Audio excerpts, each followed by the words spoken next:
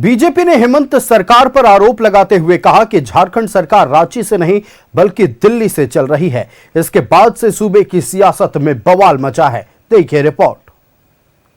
अगर दिल्ली से नहीं चल रही होती, झारखंड से चल रही होती तो यहाँ ऐसा नहीं होता कि पुल जो है वो रातों रात नया बना पुल जो है वो बरसात में बह जाता।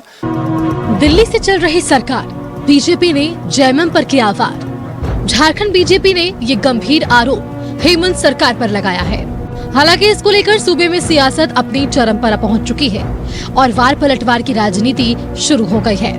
एक तरफ बीजेपी कह रही है कि मुख्यमंत्री हेमंत सोरेन दिल्ली में और इस वक्त वो सही से सरकार चला रहे हैं। विमान में भरकर फाइलें साइन की जा रही है और यहाँ तक कि अधिकारी भी नंबर बढ़ाने के लिए काम छोड़ दिल्ली का दौरा कर रहे हैं।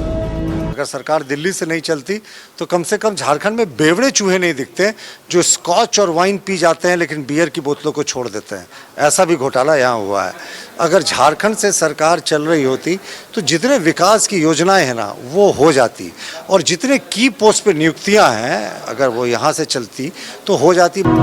हालांकि इस पूरे मामले पर सत्तारूढ़ दल ने भी पलटवार करने में देरी नहीं की।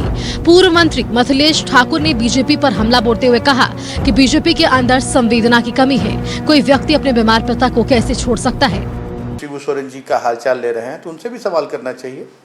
और राज्य की जहां तक बात है, राज्य के विकास की बात है, राज्य की योजनाओं पर क्रियान्वयन की बात है तो उसमें कहीं से भी कोई उंगली नहीं उठा सकता है।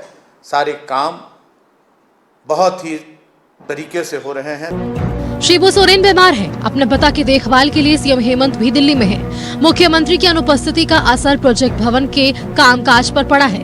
कई बड़ी बैठक नहीं हो पा रही है। उम्मीद है पिता शिबू सोरेन के साथ जल्द से लौटकर वे रांची आए और काम सुचारू रूप से चला सके। न्यूज़ 11 भारत के लिए कैमरामैन हेमंत के साथ शाहनवाज अख्तर की रिपोर्ट।